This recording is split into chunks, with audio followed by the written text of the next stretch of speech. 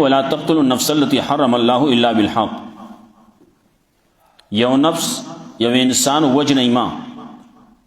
خبر ده انسان دا ولا تقتلوا النفس التي حرم الله الا بالحق. بعضی نور سيزونه دي دا ساروی دي نو داغي علالول دي. کله بعضی سيزونه داسي چې هغه موزي سيزونه دي ناغي بارکه رسول الله صلی الله علیه وسلم فرمایلی اقتل الموزیات، کم چې موزی سيزونه دي نو دام قتل کوي دا مړه کوي. سپو مبارکی ویلو اقتل الکلاب، سپی چې کم ځای کې مومای نو وجنای.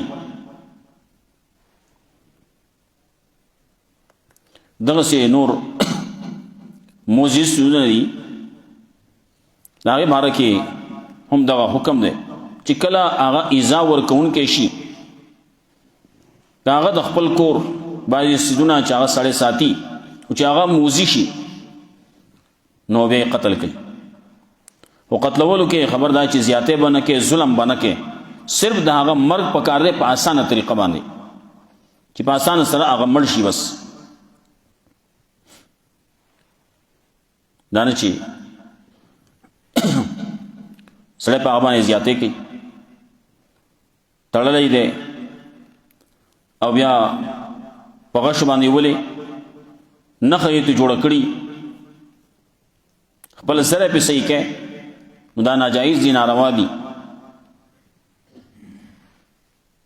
رسول الله صلی الله علیه وسلم د هغې نه منع کړله چې کوم ژوندي څیزونه دي نو دا تاسو نخه مه جوړوئ، دا د هغې سره زیاتی دی. ولې دین اسلام اخو د سلامتیا او د امن دین دی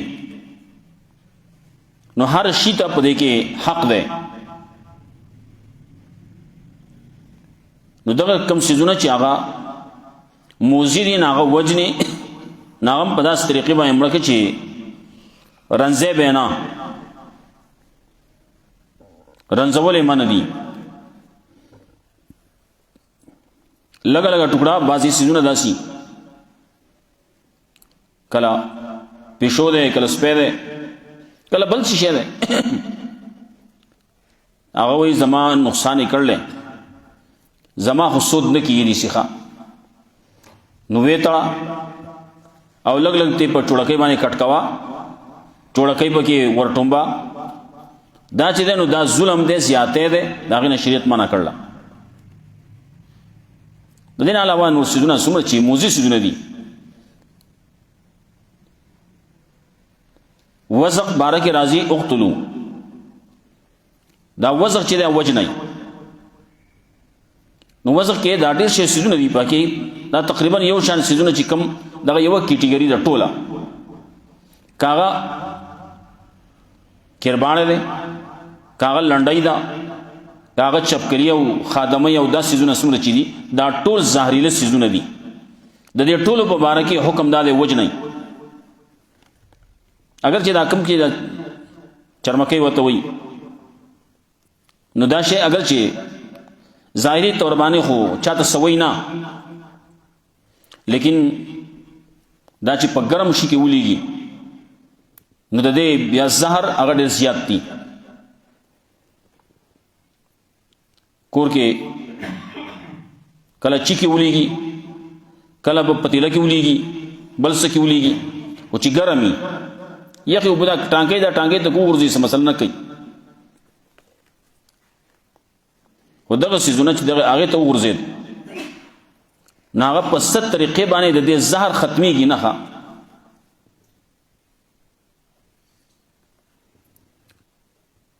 کله داسې وشي پیو کې غورځېږي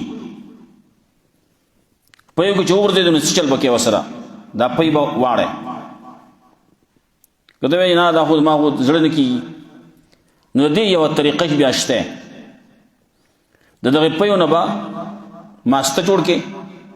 ماسته به بیا اوشار به د هغې نه به غوړي وباسي کم چې شملي دي څه دي دا به ټول ګزار کې دا د څښاک خوراک نه وي کم چې تا غوړی وېستو ناغم د خوراک نه دی وره هغه د غوړولو په کار راتلی شي بس خوراک د هغې هم داسې دی چې زهر دي صرف د غوړولو که هغه پې سړی پې خپې غوړی او که سړی پې مخکې به خلکو کټونه د کول نو کټونه به کله سربانډې به کله به یو شی کله بل شی هغه څیزونه به یې غوړول پخوا به ناړۍ وې ناړۍ به خلکو غوړولې غوایان به خلکو ساتل نه هغه غوایانو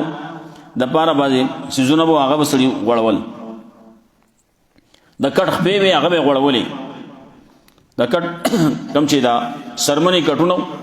نه هغې سره به هم داسې چل کوه هغه به هم د غوړولو قصې پکې کولې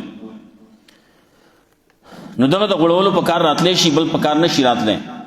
خوراک زهر دي نو د هغې باره کې پیغمبر صلی الله علیه وسلم ویلي وجنئ نو دې ټول په دغه یو کیټګرۍ کې دي زموږ خلک وایي دا چپکلي چې دا چرمکۍ وایي دا خو عاجز غونده کې شی دی عاجز دی خو هلته کې زهر ډېر زیات دي دغسې نور څیزونه دي منګک شو بل څه شو د منګک د پیشو د سپي خاپیرک دا موزي څیزونه دي کله که دې څلورو څیزونو ته اوچې چلې نو هغه ستنې به وایي کوم چې د لیوني سپي دپاره والی کېږي خاپیرک هم داسې دی منګک هم داسې دی پیشو هم داسې دی خو پیشو وچ وچ چا ته سوی نه نو د هغې حکم داسې نشته چې وجنه یې کلب عقور دی لیونی سپی دی نو هغه وجنه